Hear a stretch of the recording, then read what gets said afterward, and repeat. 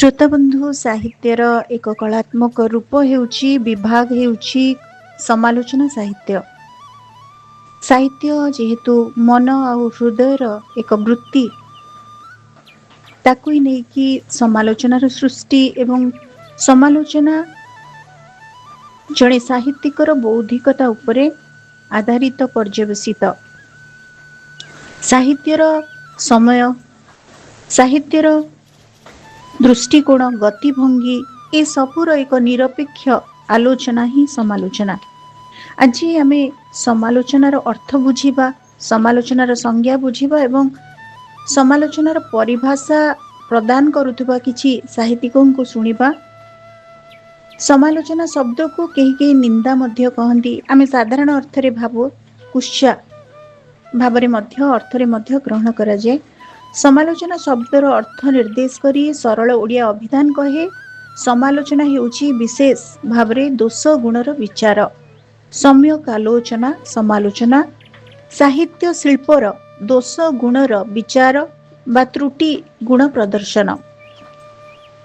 समालोचना शब्दर व्युत्पत्ति जदि आमे देखिबा ताले सम आलोचना संयुक्त होईची। आलोचना शब्दटी रे आ उपसर्ग सहित लुक धातुर संयोग घटिची। ए धातुर अर्थ हेउची लोकन करिबा अर्थात देखिबा अनुसंधान करिबा। सम उपसर्ग सम्यक अर्थ द्योतक। तेणु समालोचनार अर्थ हेउची सम्यक भावरे आलोचना करिबा अथवा दर्शन करिबा। साहित्य सृष्टिर दोष गुण निर्णायक भावरे एक मापकाठी मानदंड भावरे आमे समालोचना को नौ। ओडिया समालोचना शब्दर इंग्राजी प्रतिशब्द भावरे आमे जानू क्रिटिसिज्म को। ए इंग्राजी शब्दटी ग्रीक शब्द क्रिटिकोस शब्दरु सृष्टि होईची, जार अर्थ हेउची विचार राय बा जजमेंट। ओडिया रे समालोचना को जेपरि निर्णय निरीक्षण बा विचार भावरे देखै दिया जाइछि, इंग्राजी रे सेहिपरि क्रिटिसिज्म शब्द को विचार अर्थ रे मध्य ग्रहण करा जाइछि। ईक्षण शब्द अवलोकन बा आलोकन सहित संपृक्त। केतेक एहाकु सम्यक ईक्षण वृत्ति बा समीक्षण अथवा समीक्षा अर्थरे ग्रहण करती। ओडिया भाषा रे समालोचना शब्दटीर अन्यान्य अनेक समधरणर समपर्यायवाची शब्द रहिछि। तेबे समीक्षण समीक्षा आलोचना ये सब शब्द को समालोचनार प्रतिशब्द बा पारिभाषिक शब्द भावरे ग्रहण करा जाए। समालोचना पई जो प्रतिशब्द प्रयुक्त यह साहित्य सृष्टिर विशेष विचार बा विशेष दृष्टि अर्थरे व्यवहृत होइथाय। आमे वर्तमान सुनिबा जे प्राच्य एवं पाश्चात्य विचार रे समालोचनार परिभाषा किभଳି भावरे निर्णीत होइछि। पाश्चात्य साहित्यिक ड्राइड्रेन तांको मतरे समालोचना जो प्रसंगटी प्रथमे अरिस्टोटल को द्वारा प्रतिष्ठित होइथिला। ग्रीक दार्शनिक अरिस्टोटल तांको मतरे भल विचार पाई एक सुचिंतित मानदंड बा मापकाठी हेउछि समालोचना। अरिस्टोटल को मतरे criticism as it was first instituted by Aristotle was meant a standard of judging well, जहाँकि ड्राइड्रेन मत पोषण करिसंती।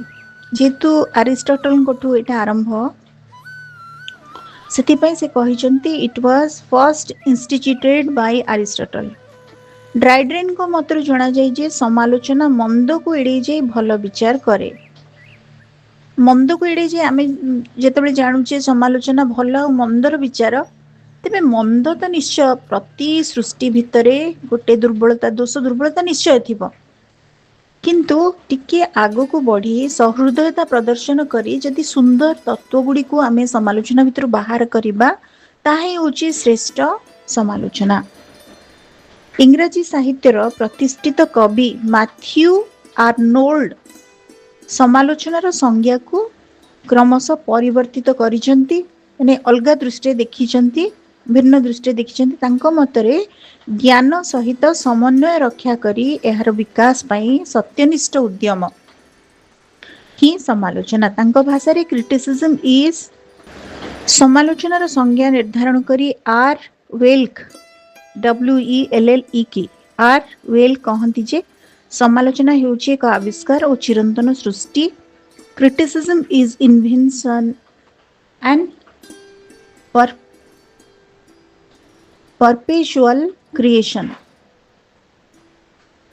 सेमिति एस बेभे मतरे कवितार लुकायित सत्य को आविष्कार करने होची समालोचना. Criticism was only a way of excelling a hidden poetry in an indirect way. समालोचनार परिसर केवल कवितार आलोचना भितर सेतबेले सीमित थिला. संप्रति आमे विविध भाव गद्यर रूप रे आमे समालोचना को पाउछे. समालोचना संपर्क रे तार आलोचना दे डॉक्टर बनमाली रथ समालोचक विशिष्ट समालोचक से कहती संक्षेप रे कहले समालोचना बा समीक्षा से तात्विक प्रक्रिया को कहा जाए जहा द्वारा अनिसंधिष्य कलाकृति रे किछि दर्शनीय पदार्थ देखिबा को इच्छा करे, प्रगाढ़ अध्यवसाय सहित देखे और देखि सारी सेथिरे किछि जहा किछि हृदय और मनोमुग्धकर दर्शनीय वस्तु थाए ताहा अन्य मानकु देखि अपार आनंद लाभ करे.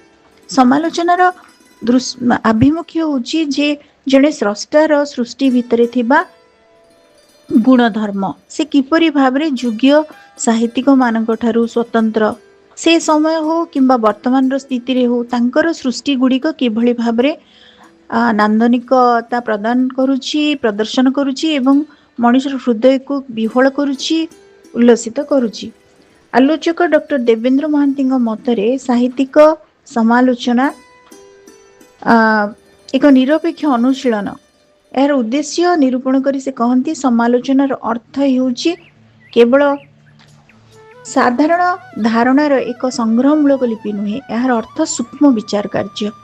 ए आलोचनार अज्ञान स्वार्थंधता बा कोनोसी भ्रम धारणार अवकाश एथिरे नाही. निर्धारित और निर्दिष्ट पंथा अनुसरण करी उपयुक्त विचार द्वारा मत प्रतिष्ठारे पहुँचवा आमर उद्देश्य. पठाणी पट्टनायक आमे जानिचे विशिष्ट आलोचक इतिहासकार ओडिया साहित्यर से कहती समालोचना एक सृष्टिमूलक साहित्य. अर्थात जितेबले जड़े समीक्षा करेंगे कौन कृति को से मध्य क्रिएटिविटी थिबा दरकार. अर्थात सी निज दृष्टिकोण को चमत्कार भाव रे कलात्मक भाव रे उपस्थापन करबा उचित. वीर किशोर दास मतरे साहित्य होची जीवनर व्याख्या किंतु समालोचना होची से व्याख्यार व्याख्या. सेमिति डॉक्टर श्रीनिवास मिश्र मतरे साहित्यर उत्कर्ष बा अपकर्ष सूचक विचार सम्यक आलोचना ही समालोचना. सम्यक आलोचना जदि आमे कहिबा सेटा कोन पिला माने बुझी पारंतिनी. तार अर्थ होची सामान्य नुह. तार अर्थ होची भाव वस्तु रुचि रस छंद भाषा अलंकार कल्पना मौलिकता स्रष्टार विशिष्ट मानस दृष्टि और रीति सृष्टिकर्मर इतिहास ये सब होची सम्यक दृष्टि. समालोचना ही साहित्यर स्वास्थ्य बा हाइजीन स्वास्थ्य नीति बोली आलोचक डॉक्टर मनीन्द्र महांती मत प्रदान करिसंती. तेबे समालोचना बा समीक्षा समाज समय और समीक्षकर मानसिक अवस्था सहित संबंधित गोटे साहित्यिक प्रक्रिया बोली प्रसिद्ध आलोचक डॉक्टर तारिणी चरण दास उल्लेख करिसंती. आज आमे समालोचना साहित्य उपरे आलोचना करुचे. समालोचना कौन आमे बुझिले जहाँ आमे गोटे समालोचकर बुद्धि उपरे निर्भर करे. हृदय उदारता ज्ञान बहुपाठिता से केते बुझिचंती निरपेक्षता केते सहृदय विचारशीलता रही. खाली दोष को बाछिकी थोईदेले किछि तार अर्थ न थाए समालोचनार सेटा गोटे दिग. किंतु जणे जेतेबेले कष्ट करिकी जणे कोनोसी साहित्य साधना करिथांती समय प्रदान करिथांती ता भितरु भल कथा गुडी को सुंदर कथा गुडी को बाहर करिबा ही गोटे सहृदय समालोचकर दृष्टिकोण सेथिरे तार विचारशीलता जणा पड़े. किभଳି भाबरे से गोटे कथा को गोटे कृति को से पाठक मानक पाखरे उपस्थापन करूचंती अनुशीलन करूचंती सेथिरे ता जणा पड़े. तेणु प्राचीन आलंकारिक माने समालोचकों को सहृदय बोली अभिहित करिसंती. आचार्य अभिनव गुप्तଙ୍କ मतरे जेशाम काव्यानुशीलनाभ्यासवसात् ବସଦୀଭୂତେ ମନୋମୁକୁରେ ବର୍ଣ୍ଣନୀୟ ତନ୍ମୟୀ ଭବନ ଯୋଗ୍ୟତା ତେ ହୃଦୟ ସମ୍ବାଦ ଭାଜ ସହୃଦୟ। ଅର୍ଥାତ୍ କାବ୍ୟ ଅନୁଶୀଳନ ସେ ସମୟରେ କାବ୍ୟର କଥା ଥିଲା, ତେଣୁ ପଣ୍ଡିତ ଆଳଙ୍କାରିକ ମାନଙ୍କ ଆଲୋଚନା ସେଇ ଭିତ୍ତିକ ହେଇଛି। ତ ଅନୁଶୀଳନ ଅଭ୍ୟାସ ବଶତଃ ଯେଉଁମାନଙ୍କର ଯେଉଁମାନେ କାବ୍ୟ ଅନୁଶୀଳନ କରିବାରେ ଅଭ୍ୟାସ କରିଥାନ୍ତି, ମନୋଭାବର ସ୍ୱଚ୍ଛ ଦର୍ପଣ ତୁଲ୍ୟ ହେଇଥାଏ କାବ୍ୟ ବର୍ଣ୍ଣିତ। ଅର୍ଥାତ୍ ଆମେ ଯାଦୃଶୀ ଭାବନା ଯସ୍ୟ ଯତ ଦୃଷ୍ଟି ତତ୍ତ୍ୱ ସୃଷ୍ଟି ନ୍ୟାୟରେ ଆମେ ଦୃଷ୍ଟିକୋଣକୁ ବିଚାର କରୁ। କି ଜଣେ ସମାଲୋଚକ କୌଣସି କୃତିକୁ ଦେଖିକି କିଭଳି ଆଲୋଚନା କରୁଛନ୍ତି, ସେଥିରୁ ସେଇ ସମାଲୋଚକଙ୍କର ବିଚାରଶୀଳତା ଦୃଷ୍ଟିକୋଣ କେତେ ସ୍ୱତନ୍ତ୍ର ସେଥିରୁ ସ୍ପଷ୍ଟ ଜଣାପଡ଼େ। ଯେଉଁମାନଙ୍କ ଚିତ୍ତବୃତ୍ତି ଅଭିନ୍ନ ରହିଥାଏ ସେମାନେ ହିଁ ଯଥାର୍ଥରେ ସହୃଦୟ।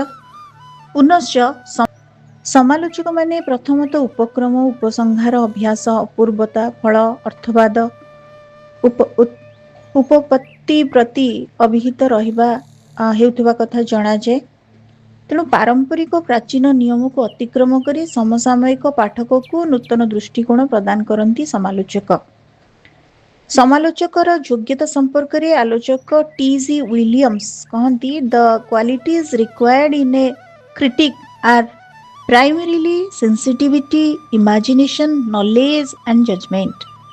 ଜଣେ ସମାଲୋଚକ ଭିତରେ ସମ୍ବେଦନଶୀଳତା, କଳ୍ପନା ପ୍ରବଣତା, ପାଣ୍ଡିତ୍ୟ, ବିଚାରଶୀଳତା ଏସବୁ ଥିବା ଉଚିତ। ତେଣୁ ତା ଭିତରେ ମାର୍ଜିତପଣ ଥିବ, ମାର୍ଜିତ ଜ୍ଞାନର ଅଧିକାରୀ ଜଣେ ସମାଲୋଚକ ନିଶ୍ଚିତ ଭାବରେ ହେଇଥିବା ଦରକାର। ତେଣୁ ଅଭିମନ୍ୟୁ ସାମନ୍ତ ସିଂହାର ଯଥାର୍ଥତଃ କହିଥିଲେ, ବିବେକ ଗ୍ରାହକ କୋଟି କବି ଆୟୁ ଘେନି ବର୍ତ୍ତିଥିଲେ କବି କବିତ୍ୱ କି ହେବ ମ୍ଳାନି। ଯେତେବେଳେ ଜଣେ ସମାଲୋଚକ ତା ଭିତରେ ବିବେକ ଥିବ, ସେଥିରେ ତାଙ୍କର କବିତ୍ୱ ଥିବ, ସେମାନେ ବୁଝିବାର ଶକ୍ତି ଥିବ, ସେତେବେଳେ ତାର ଭାବ ଚେତନା ଥିବ, ସେତେବେଳେ ନିଶ୍ଚିତ ଭାବରେ ଅନ୍ୟ ଜଣେ ସ୍ରଷ୍ଟା ତାର କୃତି ବଞ୍ଚି ରହିବ। ତେଣୁ ଆଜିର ସମୟରେ ସମାଲୋଚନାର ଭୂମିକା ପ୍ରଭାବଶାଳୀ ଏବଂ ନିଶ୍ଚିତ ଭାବରେ ଆବଶ୍ୟକ ବୋଲି ମୁଁ ମନେ କରେ। ଆମର ଛାତ୍ରୀମାନଙ୍କ ଉଦ୍ଦେଶ୍ୟରେ ଆଜିର ସମାଲୋଚନାର ପରିଭାଷା ସାମାନ୍ୟ ଦେବା ଗୋଟେ ଦାୟିତ୍ୱ ବୋଲି ମୁଁ ମନେ କରୁଥିଲି। ତେଣୁ এই ଅଡ଼ିଓଟିକୁ କଲି। ତେଣୁ ସମାଲୋଚନା ଗବେଷଣା ସମାଲୋଚନା ହେଇପାରେ, ସାହିତ୍ୟ ଇତିହାସ ସମାଲୋଚନା ହେଇପାରେ, ସମ୍ପାଦନା ଓ ସମାଲୋଚନା ହେଇପାରେ, ଏମିତି ବହୁ ପ୍ରକାର ସମାଲୋଚନା ରହିଛି। ତେବେ ଆଳଙ୍କାରିକ ସମାଲୋଚନା ନନ୍ଦନତାତ୍ତ୍ୱିକ, ବର୍ଣ୍ଣନାତ୍ମକ, ଆତ୍ମପ୍ରଧାନ ବା ବ୍ୟକ୍ତିନିଷ୍ଠ, ଅନୁଭବାତ୍ମକ, ବ୍ୟାଖ୍ୟାତ୍ମକ, ଐତିହାସିକ, ବିଚାରମୂଳକ, ତୁଳନାତ୍ମକ ଏଭଳି ଅସଂଖ୍ୟ ନୃତାତ୍ତ୍ୱିକ, ନବ୍ୟ ସମାଲୋଚନା ଭଳି ସମାଲୋଚନା ରୂପ ମଧ୍ୟ ଆଜିର ସମୟରେ ଆମେ ପାଇସାରିଛେ। ତେଣୁ ସଂସ୍କୃତ ସାହିତ୍ୟରେ ଟୀକାକୁ ବିଶଦ ବ୍ୟାଖ୍ୟା ଭାବରେ ଗ୍ରହଣ କରାଯାଏ। ତେଣୁ ଟୀକାକାର ବା ବ୍ୟାଖ୍ୟାକାର এই ଯେଉଁ ପ୍ରାଚୀନ ସଂସ୍କୃତ ଗ୍ରନ୍ଥରେ ବ୍ୟାକରଣ, କାବ୍ୟ ପ୍ରଭୃତିର ଅନେକ ଟୀକା ରହିଛି ଆମେ ଦେଖିଛେ, ସେଇଗୁଡ଼ିକରୁ ହିଁ ବର୍ତ୍ତମାନ ବ୍ୟାଖ୍ୟାର ରୂପଟା ସମୀକ୍ଷାରେ ପହଞ୍ଚିଛି, ସମାଲୋଚନାରେ ପହଞ୍ଚିଛି। ଆମେ ଆଜିର ଅଡ଼ିଓ ସମ୍ପର୍କରେ ଛାତ୍ରଛାତ୍ରୀମାନଙ୍କର ମତାମତ ମୁଁ ଚାହୁଁଛି, ତାପରେ ସମାଲୋଚନାର ଇତିହାସ ସମ୍ପର୍କରେ ଆମେ ଆଲୋଚନା କରିବା। ଆଜିର ଅଡ଼ିଓଟି ଆପଣମାନଙ୍କୁ କେମିତି ଲାଗିଲା, ଆପଣମାନଙ୍କ ମତାମତ ଅପେକ୍ଷାରେ ରହୁଛି। ଧନ୍ୟବାଦ।